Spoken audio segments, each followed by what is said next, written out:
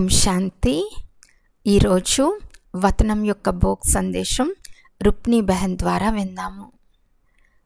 ఈరోజు ప్రియమైన బాబా వద్దకు వతనంలోకి భోగ్ తీసుకెళ్ళాను. వతనానికి వెళ్ళిన వెంటనే చూస్తే బాబా ముందు ఒక అగ్నికుండం మండుతూ ఉంది. బాబా ఆ అగ్నిని ఎంతో ప్రేమగా చూస్తున్నారు. అప్పుడు నేను బాబాను అడిగాను, బాబా మీరు ఏం చూస్తున్నారు? ఒక క్షణం బాబా నన్ను చూశారు. చిరునవ్వు నవ్వుతూ బాబా ఇలా చెప్పారు, బచ్చే, బాబా అప్పుడప్పుడు తన పాత చరిత్రను, పాత విషయాలను, యజ్ఞ స్థాపనా కాలాన్ని స్మరిస్తూ ఉంటారు. యజ్ఞం మొదలైనప్పుడు చిన్న అగ్నికుండంగా ఉండేది. కొంతమంది పిల్లలు మాత్రమే ఉండేవారు. జ్ఞానము, యోగము అనే అగ్ని బగబగలాడుతూ ఉన్నప్పుడు కొందరు చాలా దగ్గరగా వచ్చేవారు, కొందరు దూరం నుంచి చూసి వెళ్ళిపోయేవారు, మరికొందరు ఎదురుగా, వెనుకగా, పక్కన కూర్చుని ఉండేవారు.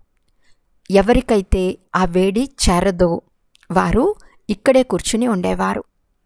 బాబా ఇలా అన్నారు, ఈ చిన్న అగ్నికుండం శాంతిగా మొదలయ్యి ఇప్పుడు ఎంత వేగంగా పెరిగిందో చూడు. ఈ జ్ఞానయోగ అగ్ని ఎన్నో సంవత్సరాలుగా మండుతూనే ఉంది. ఇప్పటికీ ఈ అగ్నికుండానికి ముందు వెనుక ఎంతోమంది ఆత్మలు వచ్చి చేరుకుంటున్నారు. ప్రతి ఆత్మ తన యథాశక్తి, యథాయోగ్యంగా దేనికదే ఏదో ఒకటి అందిస్తూ ఉన్నారు, ఆహుతులు ఇస్తూనే ఉన్నారు. అందుకే ఈ అగ్నికుండం ఇప్పటికీ వెలుగుతూ ఉంది.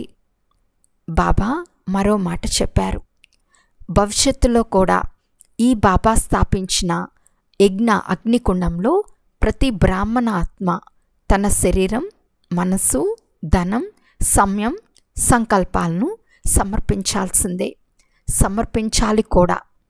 కానీ ఈ యజ్ఞానికి పూర్తిగా ముగింపు వచ్చేది ఎప్పుడు అంటే పిల్లలు తమ సమర్పిత జీవితాన్ని నిజంగా నిర్మించుకున్నప్పుడు.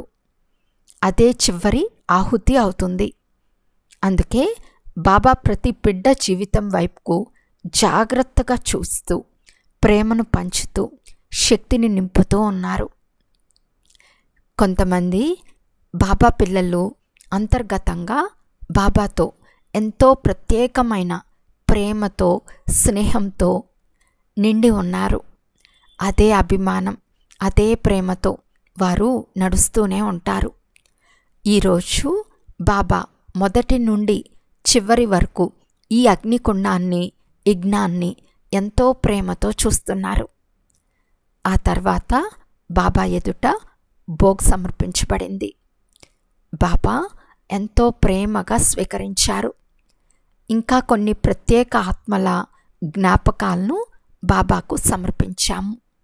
బాబా కూడా వారిని ఎంతో ప్రేమగా జ్ఞాపకం చేశారు, ప్రేమను పంపారు.